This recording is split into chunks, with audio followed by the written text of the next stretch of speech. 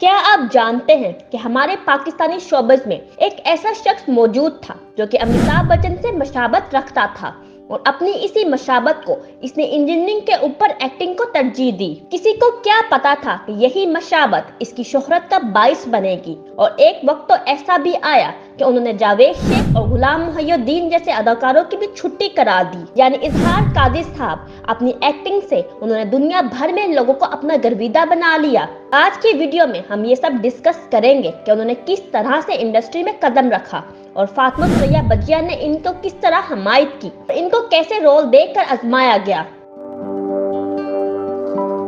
आज की ये वीडियो इजहार काजी के स्टील मिल के जॉब से टीवी और टीवी से फिल्म की अदाकारी के सफर के नाम। इजहार काजी का ताल्लुक कराची की एक पढ़ी लिखी फैमिली से था। वो 15 सितंबर 1969 को कराची में पैदा हुए और इनकी रिहाइश खड्डा मार्केट के एरिया में थी। उन्होंने मुकामी स्कूल से मैट्रिक किया और पास होने के बाद इंटर में एसएम कॉलेज में दाखिला लिया और वहाँ भी अच्छे नंबरों से पास हुए। उन्होंने कराची यूनिवर्सिटी से एमए इकोनॉमिक्स किया और इसके बाद उन्होंने एलएलबी कराची यूनिवर्सिटी से ही किया। इसमें वो कामयाब रहे और उन्होंने इम्तियाजी नंबर हासिल किए। इजहार काजी को इस चीज का एहसास हो चुका था कि वो अमिताभ बच्चन से मशाबत रखते हैं। इनका किसी और काम में दिल भी ना लगता। वो कहते हैं ना कि जो चीज आपके मुकद्दर में लिखी हो वो खुद आपको खींच लिया करती है। तो इनके साथ भी शायद कुछ वैसा ही था। यूं तो वो भी अमिताभ बच्चन की तरह बड़े पर्दे पे काम करना चाहते थे, मगर इनको कोई तरीका नहीं मिल रहा था कि लिहाजा उन्होंने नौकरी की तलाश जारी रखी और इनको स्टील मिल्स में एडमिन मैनेजर की पोस्ट मिल गई। इजहार काजी के बड़े भाई इसरार काजी एक एथलीट थे। उन्होंने अपनी सर्विसेज का इस्तेमाल करके फातिमा सुरैया बज्जिया से सिफारिश की कि इजहार को एक मौका दिया जाए। इन दोनों की शादी की किसी तकरीब में मुलाकात हुई और फातिमा साहिबा ने इन्हें ऑडिशन के लिए बुला लिया और इस तरह से इजहार काजी की फिल्मी या ड्रामाई की जिंदगी के सफर का आगाज हुआ। उन्होंने इस ड्रामे के बाद एक फिल्म में एक खामोश किरदार का रोल दिया जिस पर वो खरे उतरे और अपने एक्टिंग स्किल्स को साबित किया। शुरू में तो कुछ ऐसे ड्रामों में किरदार अदा किया जो कि कम टाइम के लिए ऑन एयर होते थे और फिर देखते ही देखते इन्हें फातिमा सुरैया बज्जिया के ड्रामे अन्ना में ब्रेक मिला और इन्हें लीड रोल दे दिया गया। उन्होंने कई ऐसे ड्रामे भी किए जिन्होंने शायकीन के दिलों में घर भी किया और देखते ही देखते हदायतकार नजर शादाब की नजर इन पर पड़ी और उन्होंने इनको अपनी फिल्म रूबी में कास्ट कर लिया। फिल्म रूबी 1986 में रिलीज हुई और इसी साल इनकी दूसरी मूवी बैंकॉक के चोर भी रिलीज हुई। फिल्म बैंकॉक के चोर के बारे में ये कहा जाता है कि इसके हीरो जावेद शेख थे, मगर वो इस मूवी को टाइम नहीं दे पा रहे थे, लिहाजा हदायतकार की मर्जी से इन्हें चेंज किया गया और इनकी जगह इजहार काजी को हीरो लिया गया। और ये फैसला काफी हद तक दुरुस्त था क्योंकि इनकी कास्टिंग के बाद ये फिल्म बहुत हिट हुई। वो अपने कैरियर के साथ साथ अपनी स्टील मिल्स वाली जॉब को भी साथ लेकर चल रहे थे, मगर जब इन पर फिल्मी हीरो होने की छाप लगी तो उन्होंने दोस्तों से मशवरा करके इस जॉब को छोड़ दिया।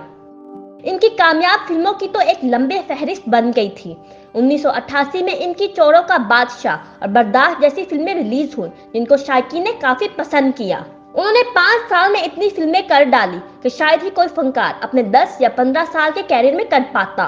उन्होंने एक निजी टीवी के लिए एक टेलीफिल्म जख्म भी रिलीज की जिसे 5 किस्तों में नशर किया गया और ये टेलीफिल्म भी काफी हिट हुई। उन्होंने पाकिस्तान की पहली साइंस फिक्शन मूवी सरकटा इंसान में भी मरकजी किरदार अदा किया और तो वो भी काफी हिट गई। उन्होंने 1986 से लेकर 2005 तक बेहतरीन फिल्मों में किरदार अदा किया और इनकी तादाद कुछ 87 के करीब बनती है।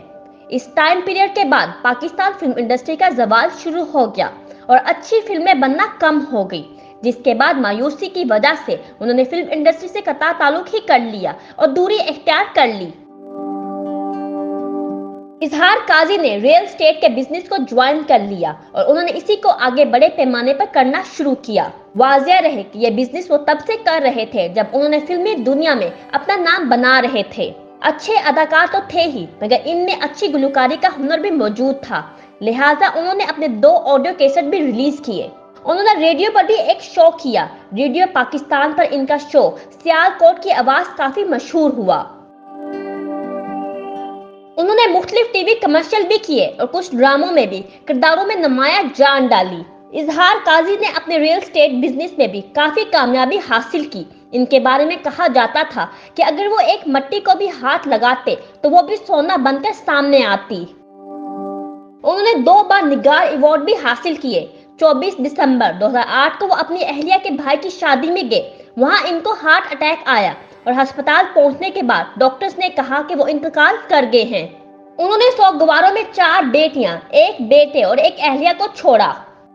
ناظرین، آج کی ویڈیو کے لیے بس اتنا ہی۔ ویڈیو پسند آئے تو لائک کریں اور ہمارے چینل کو سبسکرائب کریں۔